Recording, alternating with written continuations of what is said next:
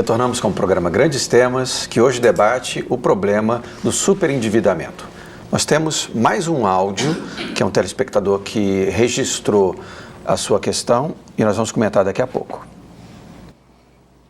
O endividamento, ele começa quando você precisa de um certo dinheiro por algum motivo, ou por doença, ou por alguma necessidade. Porque você vai no banco, você tem uma conta no banco, eu sou servidora pública, né, tem uma facilidade de ter acesso a crédito, né? Você vai no banco, aí você pede um crédito, pede um financiamento, que se você pede, por exemplo, um exemplo, 5 mil, você vai pagar 10, 15 mil, porque os juros são altíssimos, abusivos, entendeu? Aí depois, quando você já está perto de terminar aquele financiamento, aquele empréstimo, o banco liga, oferece para você, né, que baixou os juros, oferece mais dinheiro para você, às vezes você se encanta, vou comprar uma coisa ou outra, ou então mesmo por necessidade, aí você renova o empréstimo. Quando você renova o empréstimo, você está refinanciando aquele empréstimo, ganha mais algum dinheiro, mas refinancia o empréstimo de novo. Aí, então isso vira uma bola de neve. Né? Quando você percebe, alguns 2, 3, 4 anos depois, você deve já uma fortuna ao banco e você vai se endividando, assim, que você vai passar 10, 15 anos pagando. Hoje eu não posso me aposentar porque não permito, porque os meus empréstimos não permitem. Então, eu vou trabalhar até 70 anos, vou trabalhar até morrer, se for possível, para pagar o banco. Assim, o meu comprometimento chegou a 50% do meu salário, então eu não posso mais recuar, entendeu?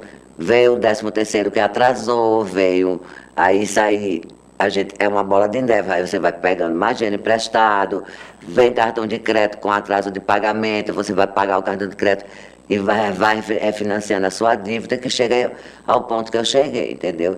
Então hoje, assim, a minha vida, a qualidade de vida baixou, porque eu não posso ter acessibilidade a determinadas coisas básicas na vida, por exemplo, entrar de férias, viajar, ir para um restaurante, comer uma coisa melhor, um final de semana, não sei o quê, porque o meu salário é totalmente comprometido, então eu pago o básico, entendeu? O resto.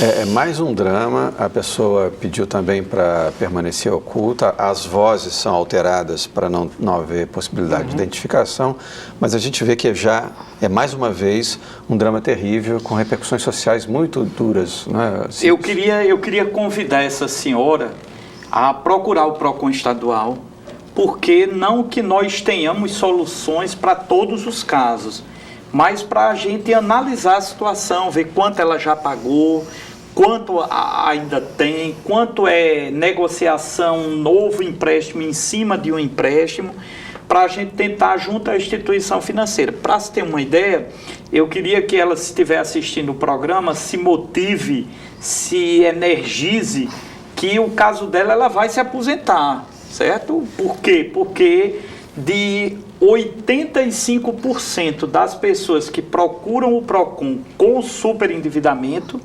elas conseguem resolver o problema delas. É um índice que a gente tem de números concretos. Então, eu espero que o caso dela se adeque e eu clamo para que ela possa procurar o PROCON, se dirija ao PROCON estadual, ali da Ribeira ou do Via Direta, ou se ela morar na Zona Norte, no Shopping Estação, e que a gente possa fazer um churrasco aí comemorando a aposentadoria dela. Esse é um assunto muito importante, né? O grupo de estudos, Seguridade Social, a gente trabalha com a questão também da Previdência, e esse é um aspecto, no caso do empréstimo consignado, a margem é 30% do salário. O que acontece? Uma pessoa que está na ativa, 30% é X. Geralmente, quando você se aposenta, perde alguma gratificação, né, de atividade, alguma... Perde áreas. Perde áreas. Então, assim, na essência, quando ela disse que não pode se aposentar, foi um outro aspecto que a gente identificou, a gente tem identificado quando faz trabalho, quando faz palestra, as pessoas se inscrevem e dizem, olha, se eu me aposentar, a margem de 30% que permanece no empréstimo, representa 30% da ativa. Ela leva para a aposentadoria, mesmo que reduza o salário, então, isso inviabiliza. A pessoa pode legalmente pedir aposentadoria, mas ela não vai conseguir pagar. E ainda, hoje, além disso, o doutor Edivaldo pode até acrescentar detalhes sobre isso, a legislação permite, aí ele já chama 35% de margem, porque a legislação permite que 5% você faça empréstimo de 5% para quitar a dívida de cartão. Provavelmente essa consumidora deve ter comprometido 35% só no consignado, porque a legislação permite que ela faça esse empréstimo para cumprir a dívida de cartão de crédito. Fora isso, o consumidor pode, que está endividado e fez crédito consignado, ele pode fazer um CDC, que é um crédito direto ao consumidor, e em qualquer outro órgão, outra instituição financeira, que em geral propõe comprar essas outras dívidas na hora de fazer esse. Então, é isso que a gente está chamando, e eu acho que aí, esse depoimento da consumidora, ela resumiu como é o processo do superendividamento, né, e que passa por uma dívida que você faz para pagar outra, e que compromete, que eu acho que esse é o nosso desafio, ele compromete literalmente a qualidade de vida das pessoas. Né? E não é uma coisa individual, não é um fenômeno hoje que acontece com uma ou outra. Ele atinge grande parte da nossa população. O doutor Círios colocou aqui um dado que eu acho que é importante nós reforçarmos e chamarmos a atenção das autoridades, dos pesquisadores, dos professores, da gente fazer uma força-tarefa mesmo. Eu acho que Natal está precisando que a gente faça outros programas de rádio, quem sabe a gente pode ter um programa mais permanente, né, de orientação ao consumidor, de atendimento virtual, porque esse não é à toa que exatamente em Natal, no Nordeste, a gente tem um fenômeno desse.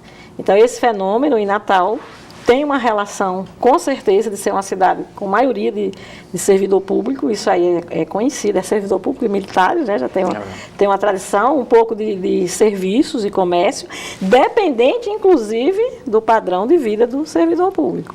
E esse endividamento, para concluir, esse superendividamento que a gente vivencia hoje, ele tem um peso da informação, de não pensar duas vezes antes de contratualizar um empréstimo. E aí a dica da gente, mais uma vez, é que pense 2, 3 mil vezes antes de cair nas garras, vamos chamar assim, na sedução, porque é muito sedutor, parece muito fácil. E o discurso dela mostra isso, que é muito fácil. Né? Você oferece e você acha que naquele momento ainda vai ter um troquinho a mais, porque é assim que eles... você vai pagar a sua dívida, vai ficar com 2 mil, 3 mil na sua conta, e aí são 15 anos. O relato dela é impressionante. A média que ela vai passar, pelo jeito, elas vão trabalhar até 70. E pela voz, eu acho que já é uma idosa, que aí não pode se aposentar justamente porque não teria capacidade de pagamento. Agora, Davi, eu queria que passe logo para o Fabrício, porque assim, o debate em torno da questão mostra que isso começa a ser preocupante para o próprio mercado. Sim. Porque não é interessante para o mercado você ter um consumidor super endividado. É interessante para o mercado você ter consumidores que conseguiram restaurar sua condição financeira para poder consumir, para poder gerar o mercado, de certo modo. Então, assim, não é nem inteligente para o próprio mercado ficar vítima, né, ele próprio, desse esquema financeiro, né, Fabrício? Essa questão da restauração tem muito a ver com a renegociação. Como nós já estamos no terceiro bloco, eu queria deixar umas questões jurídicas bem claras até para o público de casa. A primeira delas é em relação à cobrança. A cobrança de dívidas ela é limitada. O próprio código ele traz limites para o fornecedor, seja empresa de financeira, banco, seja qual for, o código impõe limites. Então essa cobrança ela não pode ser feita de qualquer forma. Para constranger bens, isso tem que ser feito através do Poder Judiciário. Então, não pode nenhuma empresa dizer que vai buscar algum bem do consumidor, entrar na casa dele, penhorar alguma coisa, a casa, etc. Isso é tudo práticas ilegais, são práticas ilegais, isso não pode ser feito, é preciso deixar isso claro para os consumidores. A questão da transferência de dados existe, é uma realidade que talvez nós não consigamos controlar em razão do desenvolvimento tecnológico, mas a questão da transferência de dívidas, que uma empresa sai comprando a dívida da outra, o que acontece muitas vezes? Quando o tempo passa, a dívida se torna inexigível do ponto de vista jurídico. A empresa não pode cobrar mais. E às vezes acontece o quê? Uma empresa terceirizada compra uma dívida do banco que está prescrita e passa a cobrar do consumidor. Então, a rigor, o consumidor nem deveria mais pagar aquela dívida, não tem mais a obrigação de pagar, mas a empresa continua fazendo cobranças e ele se sente endividado, se sente constrangido, e isso acarreta todos os problemas que nós já vimos na questão da saúde. Restabelecer, restaurar, esse é o caminho. Eu não consegui, o ideal seria educar para prevenir. Não consegui educar para prevenir. Qual o passo que eu vou fazer agora? Procurar os órgãos, como o PROCON, tentar renegociar a dívida, seja através de um órgão, seja diretamente com a empresa financeira. Porque quando eu renegocio a dívida como consumidor, o meu nome fica limpo, no sentido comum que se diz a palavra. O meu nome sai de SPC, de Serasa, imediatamente. Então, a renegociação, ela dá esse poder ao consumidor de voltar à vida civil, de certa forma, com o nome limpo e talvez até contrair um novo crédito, dessa vez de maneira mais equilibrada. Mas é importante frisar isso para os consumidores buscarem as empresas para tentarem renegociar suas dívidas. Eu perdi o emprego, é uma realidade nossa que a empresa tem que lidar com isso. Então, a empresa tem também, em muitos casos, vontade, nessas ações como que o PROCON realiza, comparece lá para renegociar a dívida, até porque é interessante para ela, mesmo que seja parcelado, receber. Porque se ela não recebe a dívida, ela vai ter prejuízo. Então, as próprias empresas têm esse interesse, em muitos casos, em buscar o consumidor e tentar renegociar a dívida. É preciso que nós, consumidores, saibamos disso e passemos a buscar mais os órgãos, passemos a buscar mais a empresa, entrar em contato. Eu quero renegociar a minha dívida, queria saber qual é o valor atual. E eles têm a obrigação de repassar essas informações. Perfeito. Eu queria que o Ciro e o senhor Edivaldo falassem agora sobre essa questão efetiva, porque muitas vezes, muitas pessoas estão nos assistindo agora, e aí a importância do Grandes Temas estar discutindo esse tema hoje, porque seguramente isso é um problema vivido por muitas pessoas que podem ter aqui uma luz para sair finalmente do fundo do poço em que se encontram, dessa situação de desespero muitas vezes, né? Eu queria que vocês falassem um pouquinho sobre a efetividade dessa renegociação. Porque assim, a pessoa está nos assistindo em casa, está na condição de super endividado, ela às vezes não se energiza, como você disse. É um termo forte. Não se mobiliza, assim, não vou sair de casa porque não acredito. Às vezes até a pessoa internaliza uma culpa. Não é? Eu mesmo me endividei, eu fui irresponsável, né? E ela não acredita que é possível mexer porque tem um esquema muito poderoso, muito forte, muito pesado, que são as regras, né, que respaldam isso. Então, assim, qual é a efetividade dessa renegociação? Vamos lá. As palavras do professor Fabrício foram muito interessantes quando ele mencionou: procurem os órgãos de proteção. Professora Dalva também. Por quê? Eu dou um exemplo clássico. Hoje, o maior problema de denúncia do PROCON é fila de banco. Só que se eu for buscar em números, ninguém que ficou numa fila do banco saiu de lá e foi abrir um processo junto ao PROCON para que o banco fosse multado porque colocou o consumidor para passar 2, 3 horas na fila. Então, as pessoas precisam sair do seu marasmo de tristeza, de indignação e procurar um meio de solucionar. Agora fizemos em março o mutirão da Zona Norte. Atendemos 3.000 casos, índice de resolução na hora. O cliente saindo com o boleto, às vezes 10 vezes menor do que o valor da dívida. Eu salvo muito vídeo, as pessoas chorando e dizendo: hoje eu vou conseguir dormir. Eu tenho um nome, gente, agricultor, dizendo: agora o meu nome está limpo, eu volto agora a poder ser um cidadão limpo. E já mandando aí essa parte da efetividade, Sérgio, e me despedindo aqui nas minhas palavras, é dizer que em 2017 nós percorremos 8 cidades do interior fazendo mutirão. Por incrível que pareça, nos interiores o número ainda é pequeno.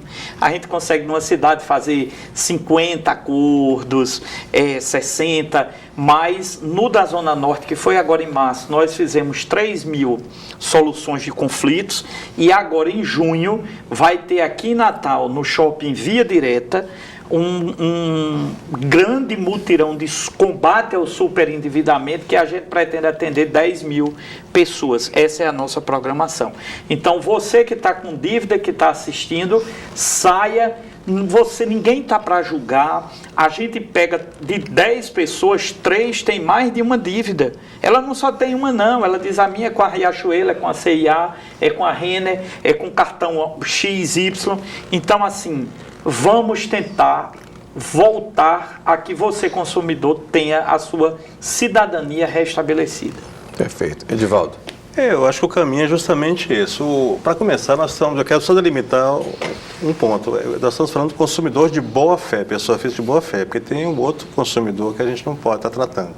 Essa pessoa realmente tem dificuldade. Ele naturalmente é vulnerável. E tem a situação dos hipervulneráveis, que são os idosos, que não tem realmente esse ânimo de procurar. Analfabetos. O trabalho, a solução seria fazer, igual o doutor Círios falou, a gente ia realmente atrás, o PROCON está se mobilizando nesse sentido. Nós fizemos um grande projeto no ano passado, eu e a doutora Dalva, no sentido de ir atrás dos idosos, das comunidades, alertando, comunicando, dando caminhos. São programas como esse de conscientização, na universidade também. Esse é o caminho, essa é a solução. É um trabalho realmente difícil, porque o consumidor tem que ter essa consciência que ele é poder, que ele tem que se assumir. Enquanto nos Estados Unidos nós temos associações civis, tem mais de 3 milhões de pessoas que realmente exercem sua força com relação às empresas, no Brasil nós não temos associações grandes, nós não nos unimos, nós não estamos preparados.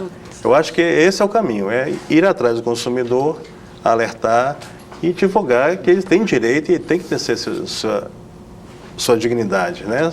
Sua força. Perfeito. Dalva, conclusão? Exatamente. Eles apostam na honestidade, porque, assim, em princípio, o povo brasileiro, ele prima muito. E quanto mais pobre, mais dá valor ao seu nome. A única propriedade que tem é o seu nome limpo. É assim que o cidadão comum diz: eu quero ter meu nome limpo. Então, as instituições financeiras, elas estudam, inclusive, esse comportamento do consumidor. Eles sabem que a grande maioria gostaria de ter o nome limpo, não está endividado porque quer, mas que não detém a informação. E eles trabalham justamente em cima desse desconhecimento, dessa fragilidade e dessa boa-fé desse cidadão. É por isso que o cidadão renova, faz outro empréstimo, é por isso que ele aceita de imediato a primeira proposta de renegociação da dívida. E o que nós estamos chamando a atenção aqui é que essa renegociação da dívida, ela necessariamente deve ser feita sob a orientação, sob a proteção, a informação dos órgãos de defesa do consumidor. É esse o convite que a gente faz ao consumidor, que não se sinta, vamos dizer, velhaco, no sentido, não acho que o problema é seu, individual. Nós vivemos um fenômeno sociológico na nossa sociedade que leva ao superendividamento. A própria proposta de renegociar e o fenômeno do superendividamento, ele passa por aí, justamente quando eu tenho comprometida a capacidade de compra dos consumidores, porque estão endividados. A estratégia de renegociar a dívida, de ampliar o crédito, de criar outras formas, é justamente para abrir a possibilidade daquele consumidor voltar ao mercado. Esse é o interesse da instituição também. É juros sobre juros, é fazer circular capital, mas é também colocar aquele cidadão de novo no mercado. E para aquele cidadão comum, estar com seu nome limpo é tudo o que ele deseja. E aí é nesse sentido que a gente chama a atenção, que o mais eficaz é realmente, aproveita aqui em Natal para procurar o mutirão, né? Em situações que não for possível, que esse é um problema grande do consumidor no Brasil. Quando não é possível a negociação com o PROCON, Geralmente o PROCON encaminha para o juizado especial, dependendo do tamanho da dívida, porque até 40 salários mínimos vai para o juizado, mas sem advogado é até 20. E aqui, vou aproveitar aqui a presença do doutor Edivaldo, que é do Centro de Defesa do Consumidor. A gente tem muita dificuldade de, quando não tem negociação, ter como o cidadão fazer ações, né? E aí, através do Centro de Defesa do Consumidor, pode representar judicialmente as defensorias públicas. As defensorias podem representar, mas aí tem o critério de renda. E aí é por isso que é importante as entidades civis e também as práticas forenses, né, doutor? Com certeza. Professor Fabrício. Suas Então vamos fazer uma força-tarefa.